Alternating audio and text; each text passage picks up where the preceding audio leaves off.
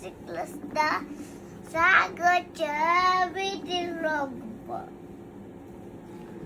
go and quickly brush your teeth. Come. I'll tell your teacher.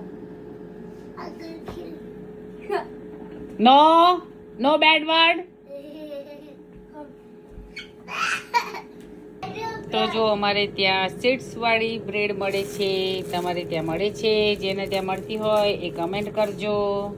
Guys, કેટલી કડક છે આ જો. કસે ઉપર કરું.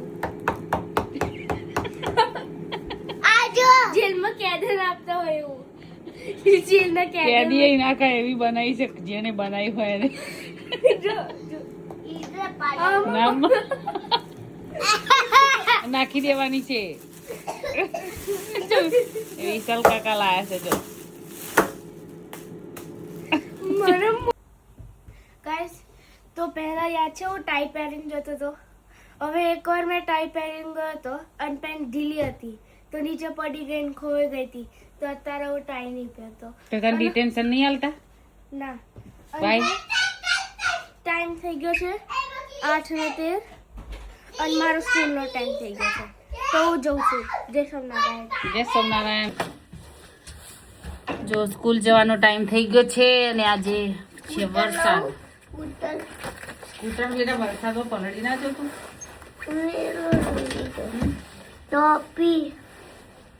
ટોપી પહેર લે.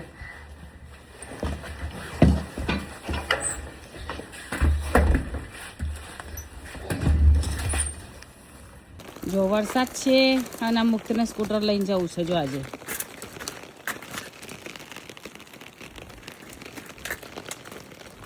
તો ચલો વરસાદ છે એટલે પછી એક વિડીયો કરશું.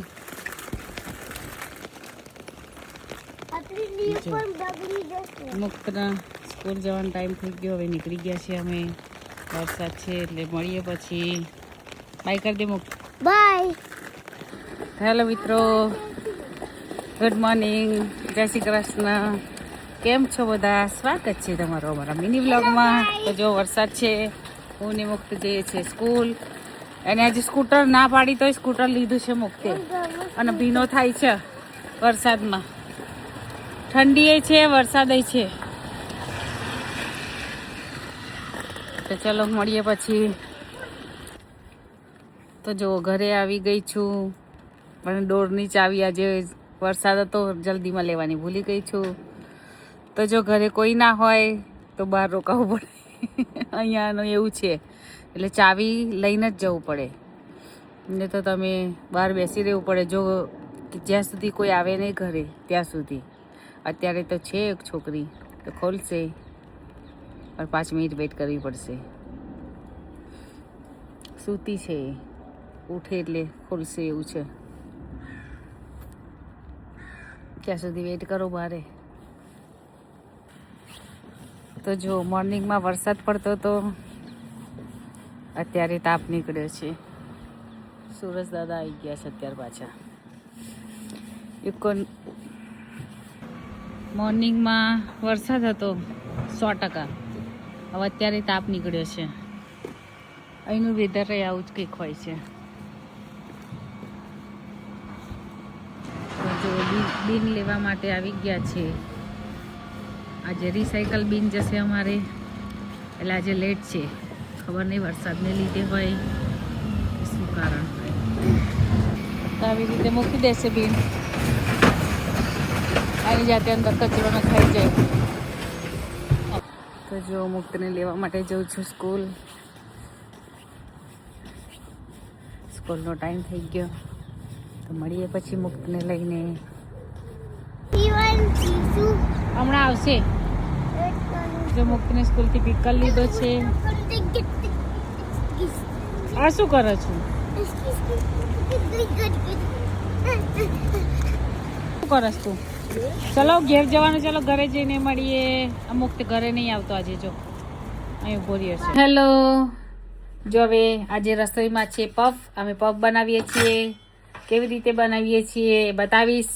પહેલો અમે પફ બનાવ્યા હતા, પેસ્ટ્રી લાવ્યા હતા, એની ખારી બનાવી હતી. એના વિડીયોથી મેં વિડીયો શરૂ કર્યો હતો.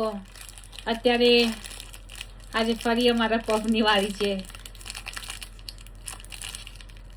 અમારે અહીંયા પેસ્ટ્રી રેડી મળે છે. એ પેસ્ટ્રીની અંદર મસાલો બનાવી દઈએ, બટાકા અને વટાણા ગ્રીન નાખીને અમે લોકો. તમારે જો મસાલો શીખવો હોય તો કોમેન્ટ કરજો, હું શીખવાડીશ. પેસ્ટ્રી તો રેડી મળે છે, અમે ઘરે નથી બનાવતા, એટલો ટાઈમ નથી મળતો અહીંયા આગળ છોકરાઓને લીધે. પેસ્ટ્રી રેડી મળે તો એને કટ કરી મસાલો ભરી અને બસ ઓવનની અંદર મૂકી દેવાનું એટલે પફ થઈ જાય રેડી. તો ચલો હું બતાવું તમને કેવી રીતે. જો આવી રીતે પેસ્ટ્રી હોય છે એને આવી રીતે કટ કરવાની.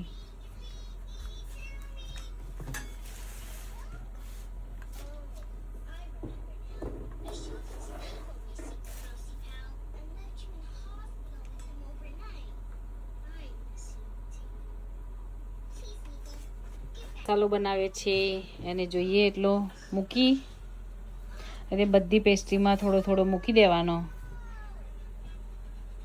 રીતે બધું મૂકી દીધું. હવે એને વાળી દઈશું આપણે. વાળવાની પોલા હાથે જ, આમ દબાઈ નહીં દેવાનું, એટલે કેવું ફૂલે સરસ. મીઠાનું બોટલમાં પાણી ભર્યું છે આવું સ્પ્રે કરી દેવાનો. આવી રીતે ટ્રેમાં ગોઠવી દેવાના અને પછી આવું ગ્લવ્સ પહેરીને આ ઓવન છે, ઓવનની અંદર આપણે મૂકી દઈશું. મૂકી દીધી હતી એ ટ્રે રેડી થઈ ગઈ છે. તો જુઓ રેડી છે પફ. તો ચાલો મિત્રો જમવા મળીએ કાલે. જય સ્વામિનારાયણ, જય શ્રી કૃષ્ણ, બાય.